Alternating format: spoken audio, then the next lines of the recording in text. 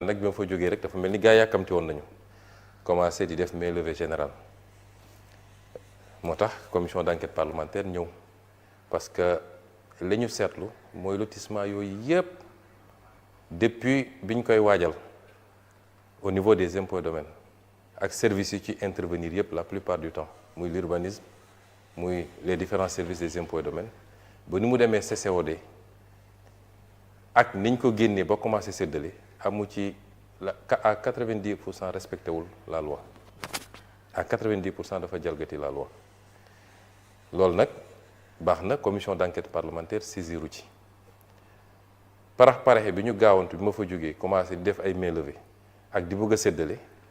mën na bokk ci li justifier ay député ne nañu gaaw def commission d'enquête parlementaire ànd ak nag am na lu ciy lënt ba léegi mooy bi ñu dajalee li ñu war a def commission d'enquête parlementaire yëpp yooyu nga tudd yëpp ci la bokk yoon li mu wax mooy da ngay saisir le ministre de la justice mu wax la est-ce que am nay procédure judiciaire yu ci am moom daal nee na lotissement BOA hangar pèlerin ak Eogène 1 ak 2 yooyu am na benn procédure bu ci commencé au niveau du pôle judiciaire financier ba daanaka rapport bi pare na xam naa ni lotissement yooyu gars yi tegoon nañ ci bët lool nag te xam naa ne am na enjeu yu ci am mais si c'est des stratégies pour contourner it du tee lañ ci war a def dinañ ko def parce que rapports yi heureusement man j'ai tous les rapports xam naa lañ fa def lépp nag on va voir yan mesures lañ fay poser te nag kenn ku ne na xam ni lu yàggul jarul def yenn yi parce que dans tous les cas la ñu diglante woon ak Sénégal yi dañ ko def su dul tout de suite nañ ko def plus tard boo ci génnee boobu yeneen lotissement yëpp nag nee nañu amul procédure bu ci taxaw ce qui fait que les commissions d'enquête vont commencer commission d'enquête yàlla yoon da koo jox ay pouvoirs yu élargi commission d'enquête mën na entendre ñëpp tous les gens qui sont concernés directeur général simple agent ministre ñëpp commission mën na leen entendre ba ci les privés yi nga xam ne impliqué nañ ci commission d'enquête mën na leen entendre fii ci règlement intérieur bu bees bi may nañ commission d'enquête sax mu def ko des audiences publiques diffuser ko sénégalais yi xam li xew commission d'enquête mën na def des réquisitions à toutes les institutions publiques comme privées bancaires ak yëpp pour am les informations yi mu war a am commission d'enquête mën na saisir le procureur bu dee dem na ba gis ay infractions ay faits yoo xam ne susceptibles d'être qualifiés d'infraction pénale mën na saisir le procureur kon outil la boo xam ne yéex nañ koo yëkkati parce que quasiment lu justice mën a def à part àtte commission d'enquête mën na ko def te rapport am mën na continuer dem ci àtte ba ci haute cour de justice bii nga xam ne fii la nekk parce que commission d'enquête mën na constater loo xam ne concerne na ay autorités ñu voté fii résolution c'est mu dem directement haute cour de justice donc cër yu am solo la yoo xam ne assemblée nationale am na ko te dañ ko yéex a déclenché donc le non-respect des PUD effectivement joxewoon naa ay instructions parce que injustice baaxul c'est vrai il y a la loi il y a le code sur le domaine de l'État il y a les décrets yi fi am mais ñëw fekk ay populations yu nekk fenn depuis très très longtemps peut-être maîtriser wuñu le code comme ñeneen ñi niñ ko maîtriser xamuñu les tenants et les aboutissants nga am ay hommes d'affaires yoo xam ne parce que am nañu leurs entrées et leurs sorties wala ngemb ay politiciens ngemb nañ leen wala sax ñuy prête non ay politiciens ñu xëy rek fa nga yaroo màggee fa ñu ne la dagg nañu fii fépp léegi diw am na ci nangami hectare diw am na ci nangami mètre carré yéen ñi fa dëkk gisu leen dara neew ñu ñooñoo ko moom neew ñu ñoom lañ ko war a jox yépp mais xanaa kay nga am noo organiser ba am may leen un peu d'espace de respiration léeg-léeg ñu dagg ba aire de jeu sax du am foofu fu ñu mën a defee lieu de culte sax du fa am yooyu dafa war a jeex ci Sénégal bi ñuy bloquer affaire yi loolu bokkoon na ci lu tax soo jëlee Wakam c'est un village traditionnel yàgg nañ joytu ne amuñu sax aire de jeu bu ñu mën a defee benn stade pourtant am nañu équipe bu demoon ba première division joxewoon naa fi instruction pour que li ñu leen bëggoon jox Eogène ñu mën koo jot mais bi ñu demee ba gis ne Eogène am na problème à la fois physique et juridique dama ne ancienne piste bi am na benn 10 hectares bu fi ne woon ma jox instruction ministre de l'urbanisme ne leen xool leen foofu nu ngeen fay génnee 2 à 3 hectares pour que ñoom ñu mën a am bërëb bu ñu tàggatee yaram kon yooyu il faut que ñu koy intégrer dans la dimension. Les commissions d'enquête parlementaire ci sujet bi di sujet foncier bi comme tous les autres sujets dinañ ci def seen liggéey boobu mat sëkk incha allah da ngay gis suñu ne commission d'enquête parlementaire ay nit di wax rek soi-disant société civile ak yooyu ñii naan na justice saisiru en fait dañu bëgg a protéger ay nit parce que loi dafa ne dès que la justice se saisit la commission d'enquête est dessaisie léegi nag ñoom su ngeen fàttali ko en 2024 bi coow li amee fii avec le conseil constitutionnel ñii naan corruption am na ñii naan corruption amul assemblée dafa voté résolution fii pour def commission d'enquête parlementaire mais il y avait une plainte boobu moo bloqué lépp kon ñii di wax soi-disant société civile yu demee noonu dafa am ku leen di wax loo am na ay nit yu ñu bëgg a protéger moo tax ñu naan nañ ko jëlee ci assemblée yóbbu ko justice mi ngi fi boobu ba léegi deful liggéey bi wala saisiruñu ko pour mu def ko wala amul élément yu mu ko defee li ne ci loxoom it ma nga fi depuis boobu ba léegi déggaguñu ay conclusions wala des renvois wala non-lieu donc assemblée nationale yoon bi jox compétence justice moo ko jox assemblée nationale ku nekk ak nag réewam ak fi mu yem et c'est pourquoi le travail sera fait pour le foncier pour patrimoine bâti bii nga xam ne dañ ko saax-saaxee nu mu leen neexee bi may nekk fii député 2017 laa bind ay questions écrites immeuble boo xam ne askan wee ko moom yoon ne pour nga joxe ko il faut que mu ñëw assemblée nationale ñu voté ab loi ay nit jóg joxe ko nu mu leen neexee immeuble yi ñi ñu wër yëpp dañ ko joxe woon am na yu ñu ci jot a récupéré bi may nekk premier ministre avec SOGEPA yu bëri récupéré dañ ko am na yoo xam ne France noonu la demee ñiy def loolu ils ont violé la loi ba ci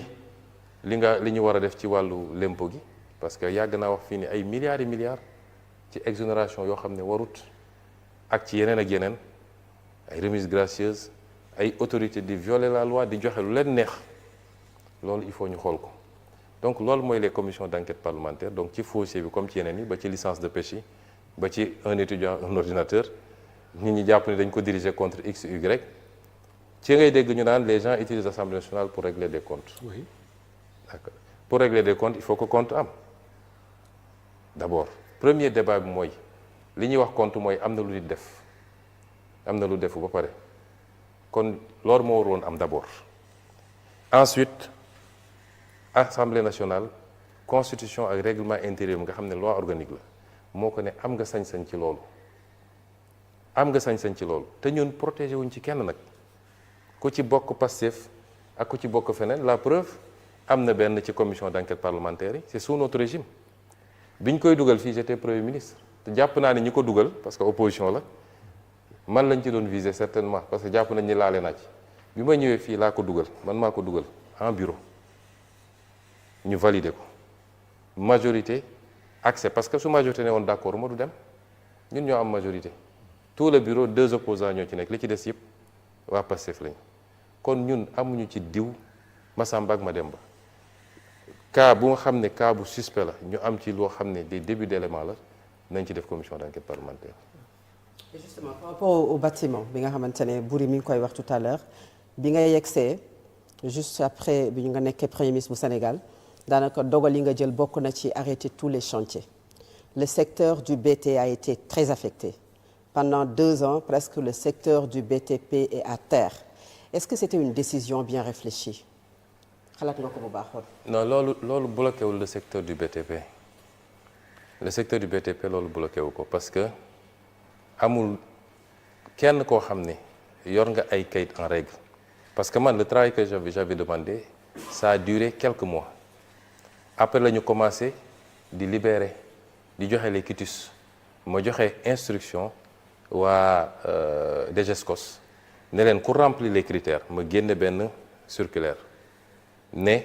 ku remplir les critères ku ñëw andi papier bu wane ni moom terrain bi te joxuñu ko juróom wala fukk wala ñaar fukki terrain mun ngeen ko defal mainlevée mu dem liggéey parce que lan mooy problème bi da ngay gis kenn koo xam ne parce que bokkoon nga ci ancien régime bi wala parce que am na loo séq ak diw ñu dagg lotissement fii Wakaam jox la loo xam ne boo ko dajalee mat na 1 hectare ou 2 hectares jox la ci 10 terrains 15 terrains 20 terrains loolu loi da ko interdire suuf si sénégalais yi ñoo ko moom loi dafa ne chaque sénégalais a droit à accéder au foncier yow mii Fatou Abdou mun nga dem impôt et domaine def sa demande déposer dama musuma am terrain Sénégal parce que les lotissements administratifs pour ñu joxe ko li ñuy njëkk a vérifier mooy kii ñuy jox est-ce que am na terrain ba pare Ndakaaru amaana am na Saint-Louis bokkul ak Dakar mais su dee biir Dakar dañ naan est-ce que kii loolu texte la de du man maa ko inventé dañ naan est-ce que kii mosoon nañ ko jox un terrain un bail nga xam ne c'est presque gratuit tu ne payes que les redevances et les droits de bornage bu dee mës na am ñu ne ko déet bàyyil beneen Sénégalais am kon soo defee lotissement am na fi ay hommes politiques du ma tudd tur ñoom rek jox nañu fa loo xam ne mënoon na sedd 20 25 30 Sénégalais ñu jox leen ko loolu ça pose problème man leen donc képp koo xam ne mi ngi ci lotissement bi benn attribution la am vérifier ngeen première attribution am la def leen main levée mu dem tabax këram wala mu dem tabax immeuble am su dee opérateur mais les doublons ñi nga xam ne dañ leen joxaat leen léeg-léeg ñu def ko ci turu benn société mun ngeen ko libérer benn yi ci des bloqué leen ko ñu récupérer ko redistribuer ko Sénégalais yi nga xam ne amuñu terrain amuñu kër kon loolu mooy liggéey bi ñu def loolu mënul bloquer le BTP mënul bloquer liggéey bi peut-être que dafa am un ensemble li wax ko BTP moo xuri ñeneen ñi mooy on a hérité d'une situation économique extrêmement délicate le programme avec le FMI est suspendu parce que fii loo fi munti wax tamit l'essentiel des activités tourne autour de ce que l'État libère État bu amee problème rek ci loolu bokk na ci li ñu war a génne définitivement on peut y revenir mais l'essentiel des activités tourne autour de ce que l'État fait moo tax su État bi sëqatee rek ñeneen ñëpp dañuy soj mais c'est un ensemble de facteurs qui a ralenti le BTP ànd ak nag booy dox biir Dakar di nga gis ni BTP mi ngi continuer man de fi ma dëkk cité Kër Góor gi ma fa delluwaatee commencé circuler li may gis yëpp dama naan lii ci 2 ans yi la fi jot ay R+10 ak R+13 rek laay gis donc loolu mënul bloquer durablement le secteur du BTP et si c'était à refaire on le referait parce que dafa am loo xam ne faire l'État sur le passif la mais ensuite poser des actes pour que plus jamais loolu amati parce que au-delà de ces aspects-là mais le foncier est une bombe sociale soo demee tribunal l'essentiel li ëpp ci contentieux yi ci foncier bi la li ëpp ci contentieux yi foncier bi la et c'est une bombe à retardement gis nañu fii en 2023 mais ay xeex yu métti am na ci foncier bi ba bakkan rot ci fii à Ngor ci benn morceau de terrain man bi ma egsee en tant que premier ministre j'ai dit restituer ce terrain-là à la communauté de Ngor puisque école lañ fa bëgg a def collège et on trouve un autre local un autre lieu pour la gendarmerie il y a beaucoup de conflits fonciers yoo xam ne on aurait pu les désactiver bu ñu respecter woon juste la réglementation donc il fallait vider le passif mais il fallait faire de sorte que loolu dootul amati Sénégal et c'est important et si vous avez vu ce qui s'est passé à Mbour 4 Ville Nouvelle Bande des Filao Guédiawaye bi les lotissements de Dakar le littoral bi ça fait partie dina bokk ci commission d'enquête parlementaire yi littoral bi gis nga am na benn zone bu nekk fii wetu clinique bi nekk ci corniche bi comment ça s'appelle la clinique c'est pas Bellevue soo demee ba wetu Mermoz d'accord. il y a une clinique booy wàcc noonu ci contrebas bi en face la maison de Senghor ok vous allez voir benn bayal bu mag bu nekk foofu je l'ai fait bloquer parce que dañ ko tongtonge et moi j'ai considéré que loolu il faut restituer ça aux Sénégalais ils ont besoin les Dakarois ont besoin d'avoir des espaces il faut que ñu aménager ko mu doon un espace récréatif conditions yi ñu ko tongtonge respecté wuñu la loi à la base da nga gis ku ñu defal titre foncier directement bàyyi titre foncier alors que tegagul une brique pour nga remonter ba gis ban CCOD moo ko def ça c'est quelquefois très difficile yu mel noonu bëri na ci et si c'est à refaire je le referai 1000 fois parce que réew dafa war a dox ci ñaar benn bi mooy ñu respecter les lois qu'on a votées ñaareel bi mooy lu ñuy def nañu xam ne nous sommes 17 millions de Sénégalais accaparement akimo ñenn ñi parce que jege nga kilifa politique wala sax prête non kilifa politique nga ñoom ñooy jël lépp wër nag di ko jaayaat da ngay gis ku ñu jox gratuitement un bail mu am ay rabatteur ñu génneel ko léegi mu jaay à 70 millions 100 millions boo ci defee 10 terrains am nga pratiquement 1 milliard. C'est sûr. Et ça pose problème. et dañu ñëw ci fonds politique ou fonds spéciaux ça occupe le débat depuis ay weer wala sax ay at a ngi nii parce que Ousmane Sonko opposant ci benn déclaration wax na ci fonds politique dafa xaram benn nit waru ko jëfandikoo ba jël exemple jaaykatu gerte caaf bi nga xam ne dërëmam ak ñaar dërëmam moom la ñu dajale mu nekk fonds politiques et spéciaux Ousmane Sonko bi mu nekkee premier ministre ci ab déclaration aussi ñëw nga ci fonds politique yooyu nga xam ne yenn saa yi am tuuma yu jóge ci nit ñi dem ci yow que dem sax ba ne xëy na bu ñu tuddee yenn somme yi jëmale ko ci yow daa dem ba kalaame leen ak yoon bi ci mujj mooy dernière fois bi nga xam ne ci nga nekkoon premier ministre bi ñuy def question d'actualité à l'Assemblée nationale nga ñëw ci lim bi nga am